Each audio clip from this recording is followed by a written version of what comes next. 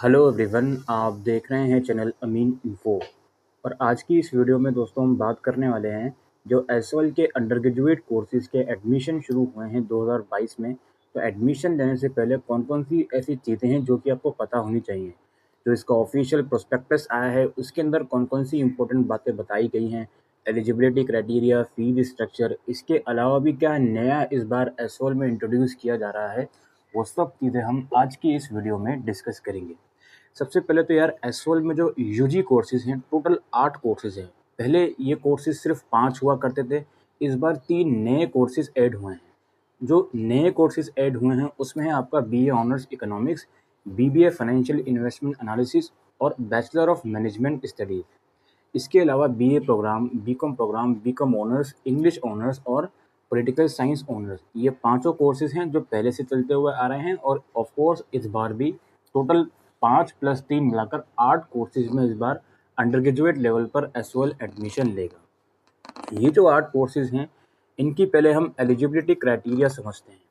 सबसे पहली चीज़, जो बीए प्रोग्राम और बीकॉम प्रोग्राम है इनके लिए आपको क्लास 12 में सिर्फ पासिंग मार्क्स चाहिए।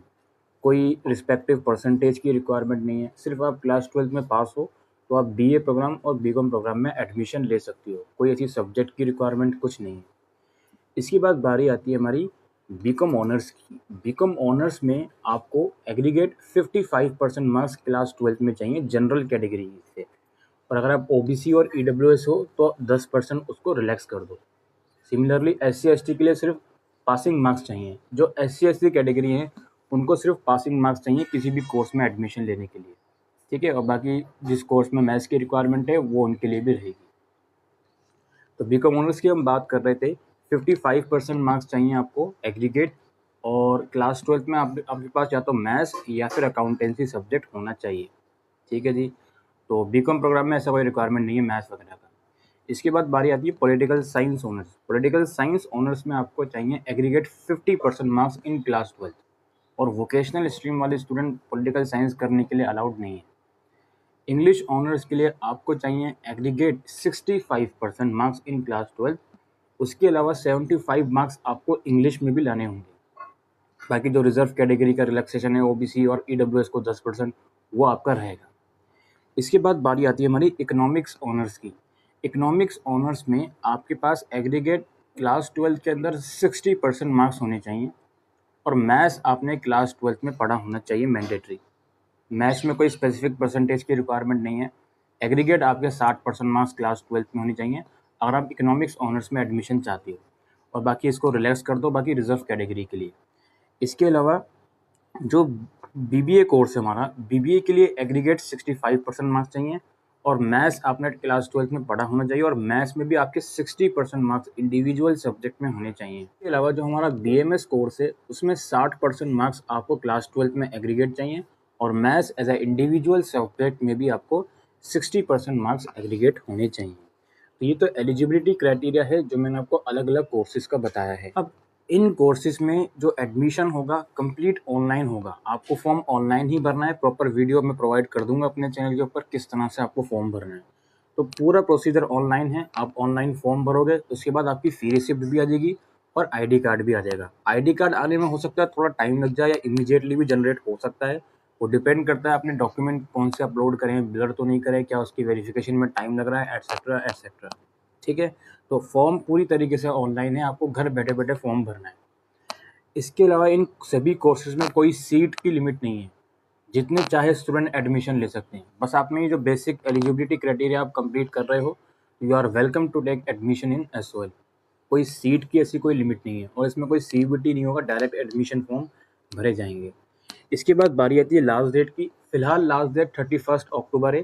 31 अक्टूबर तक ये फॉर्म निकले हुए हैं। हो सकता है लास्ट डेट फर्दर भी एक्सटेंड करी जाए, लेकिन as of now last date is 31 October, ठीक है। और ये सभी जो कोर्सेज मैंने आपको बताएं ये सेमेस्टर बेस्ड कोर्सेज हैं। इसमें जो आपके एग्ज़ाम होंगे वो सेमेस्टर मोड में होंगे। ये सभी जो कोर्सेज हैं ये यूजीसी एनईपी जो है 2020 उसके अकॉर्डिंग है। जो दिल्ली यूनिवर्सिटी के अंदर नया सिलेबस आ रहा है 4 इयर्स वाला, जिसमें सारा स्ट्रक्चर चेंज हुआ है, नंबर ऑफ सब्जेक्ट्स पर सेमेस्टर इंक्रीज हुए हैं। तो ये सभी चीज़ें आपके ऊपर भी इम्प्लीमेंट होंगी। अभी मैं 4 साल वाली डिग्री को थोड़ा डिटेल में एक्सप्लेन करूँगा वीडियो में, आप तो बने रहिए। इसके अलावा एसओएल के अंदर इस बार एक नई चीज़ इंट्रोड्यूस करी गई है, वो है असाइनमेंट। 2021 तक जिन बच्चों ने एडमिशन लिया है एसओएल में, उनके कभी असाइनमेंट नहीं होते हैं, लेकिन अब 2022 से जो बच्चा एसओएल के अंदर एडमिशन लेगा, उसको सेमेस्टर एग्ज़ाम के साथ साथ असाइनमेंट भी बनाने होंगे। और असाइनमेंट आपकी इवैल्यूएशन का बहुत क्रूशियल पार्ट होगा। असाइनमेंट आप नहीं बनाओगे तो आपकी डिग्री कंप्लीट नहीं होगी। अब हम बात करते हैं फ़ीस स्ट्रक्चर की दोस्तों। तो फ़ीस स्ट्रक्चर कुछ इस तरह से है दोस्तों, जो आपके प्रोग्राम कोर्सेज हैं, बीए प्रोग्राम और बीकॉम प्रोग्राम, इनकी फ़ीस है 5910 रुपये, 5910 रुपये फ़ीस जाएगी इसकी फर्स्ट सेमेस्टर की। ठीक है जी, 5910 रुपये इसकी फ़ीस जाएगी फर्स्ट ईयर की, सॉरी। बाकी सेकंड सेमेस्टर में एग्ज़ाम फ़ीस आपसे अलग ली जा सकती है, जो कि 800-900 रुपये की होगी। तो टोटल ओवरऑल एक साल की फ़ीस की हम बात करें तो 5910 में आप 900 रुपये और ऐड कर दो, वो जो कि आप सेकंड सेमेस्टर के साथ दोगे। इसके अलावा जो political science honours, English honours और बीकॉम ऑनर्स और इकोनॉमिक्स ऑनर्स, ये चारों जो कोर्स हैं, इनकी एक साल की फ़ीस है 6410 रुपये। और इसमें अगर आप सेकंड सेमेस्टर की एग्ज़ाम फ़ीस ऐड करना चाहो तो लगभग 7200 या 7300 समथिंग फ़ीस हो जाएगी। ठीक है। इसके अलावा जो बीबीए और बीएमएस कोर्स हैं, इनकी एक साल की फ़ीस है 16,100 रुपये, जिसमें फर्स्ट सेमेस्टर की एग्ज़ाम फ़ीस इंक्लूडेड है, सेकंड सेमेस्टर की एग्ज़ाम फ़ीस इंक्लूड नहीं है। तो ये फ़ीस का स्ट्रक्चर है। इस बार फ़ीस बहुत बढ़ाई गई है। पहले जो फ़ीस हुआ करती थी 4,000 रुपये हुआ करती थी प्रोग्राम कोर्सेज में भी, ऑनर्स कोर्सेज में भी। इस बार ये फ़ीस इन लोगों ने बढ़ा दी है, 2,000 रुपये फ़ीस बढ़ा दी है भाई, बल्कि मैं कहूँगा 2,500 रुपये फ़ीस बढ़ा दी है ओवरऑल, अगर फर्स्ट ईयर का देखा जाए तो ये फ़ीस है आपकी जो मैंने डिस्कस करी। ये फ़ीस आपको ऑनलाइन ही पे करनी है। जब आप फॉर्म भरोगे तो वहीं पर आपको ऑनलाइन पेमेंट का ऑप्शन आएगा। इसके अलावा एसओएल की हम थोड़ी बात कर लेते हैं। इस बार ये लोग क्या बोल रहे हैं, जब आप फॉर्म भरोगे, फॉर्म के अंदर अगर आप स्टडी मटेरियल सॉफ्ट कॉपी में चूज़ करते हो तो 400 रुपये का डिस्काउंट आपको फ़ीस में मिलेगा। यानी कि जो फ़ीस मैंने अभी आपको बताई है, इस फ़ीस में से 400 रुपये कम हो जाएंगे इन केस फॉर्म भरते वक्त आप स्टडी मटेरियल की सॉफ्ट कॉपी चूज़ करते हो। ठीक है जी। इसके अलावा जो कोर्सेज़ हैं, इन कोर्सेज़ की जो क्लासेस होती हैं, एसओएल के अंदर क्लासेस लेना मैंडेटरी नहीं होता है। कोई अटेंडेंस का क्राइटेरिया एसओएल में नहीं होता है। और क्लासेस की मैं बात करूँ तो सैटरडे संडे में क्लासेस लगती हैं एसओएल की। आपको एसएमएस आएगा कि आपको क्लासेस के लिए कहाँ जाना है। ज़रूरी नहीं है एसएमएस आए, हो सकता है आ भी जाए, हो सकता है ना भी आए। अगर एसएमएस नहीं आता तो आपको ये देखना पड़ेगा कि आपके फ्रेंड को या जो भी आपके सर्कल में दोस्त हैं जिन्होंने और एसओएल में एडमिशन लिया, उनको कहाँ एसएमएस आया है, तो आप उनके साथ क्लासेस लेने के लिए जा सकते हो। ठीक है।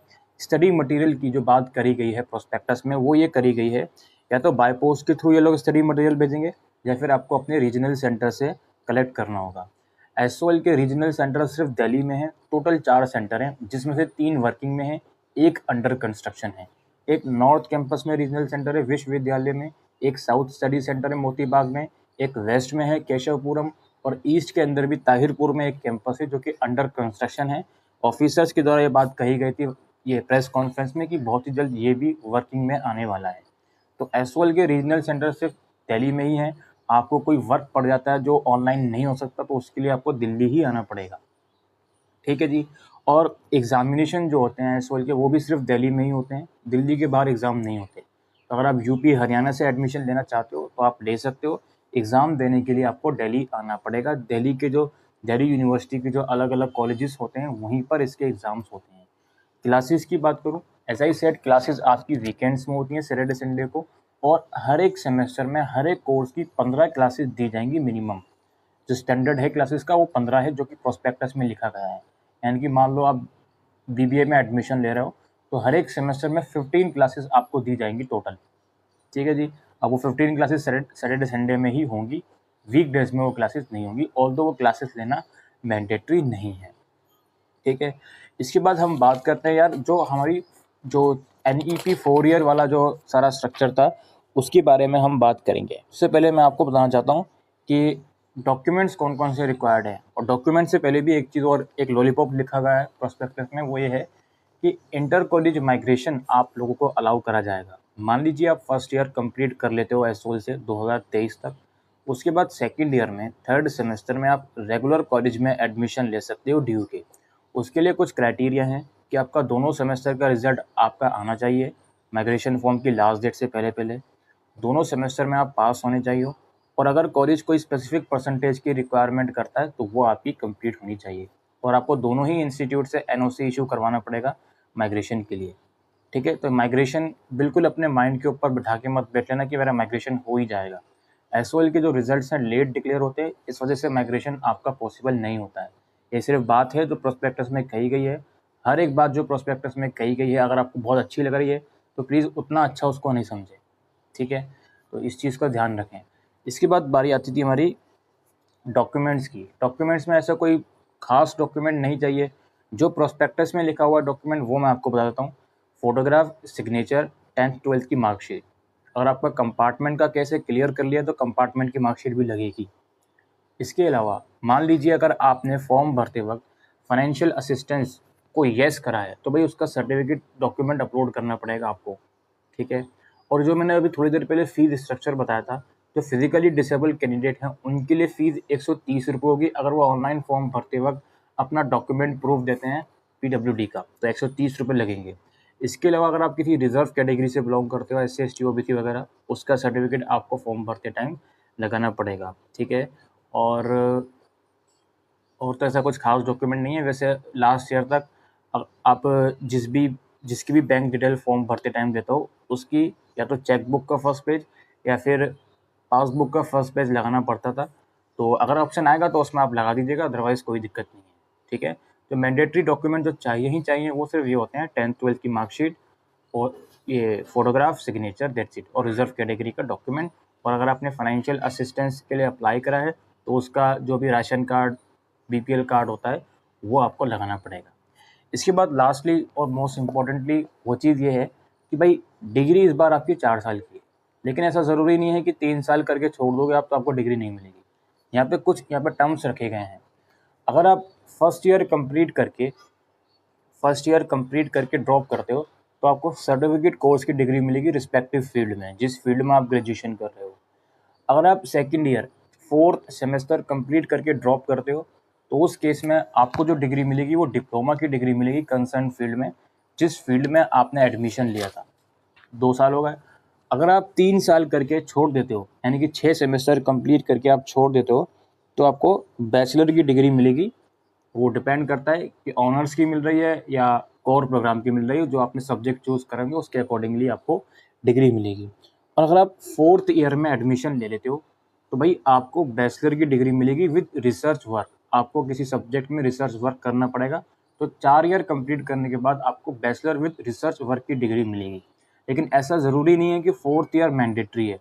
आप चाहो तो 3 साल करके भी छोड़ सकते हो, कोई दिक्कत नहीं है।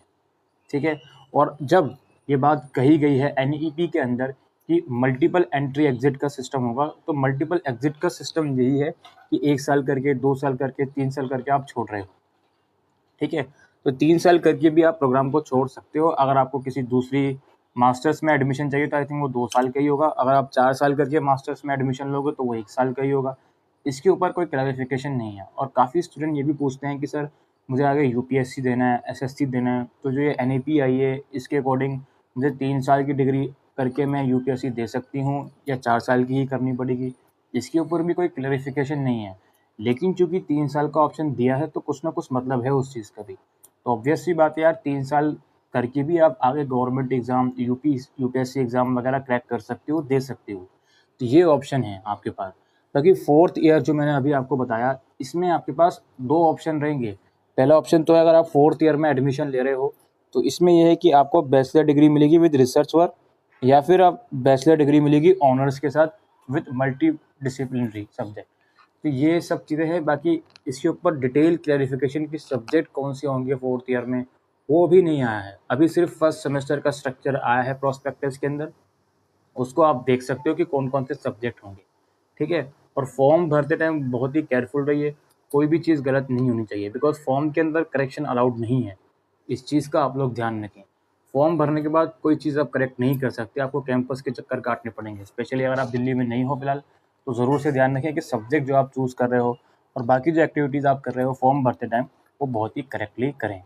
और बाकी आप इस चैनल को सब्सक्राइब कर सकते हो अगर फर्स्ट टाइम आए हो, बिकॉज सिर्फ बात एडमिशन की नहीं है, एडमिशन के बाद की भी जो इन्फॉर्मेशन होती है थ्रू आउट योर ग्रेजुएशन, वो हर एक इन्फॉर्मेशन आपको इस चैनल के ऊपर मिलेगी, चाहे वो सेकंड सेमेस्टर के एडमिशन हो, सेकंड ईयर के एडमिशन हो, एग्ज़ाम का स्टेटस हो, डेट शीट का स्टेटस हो, एग्ज़ाम फॉर्म का स्टेटस हो, हर एक जानकारी आपको इसी चैनल पर देखने को मिलेगी। तो चैनल को आप सब्सक्राइब ज़रूर से करें। बाकी आज के लिए वीडियो में इतना ही। Thank you.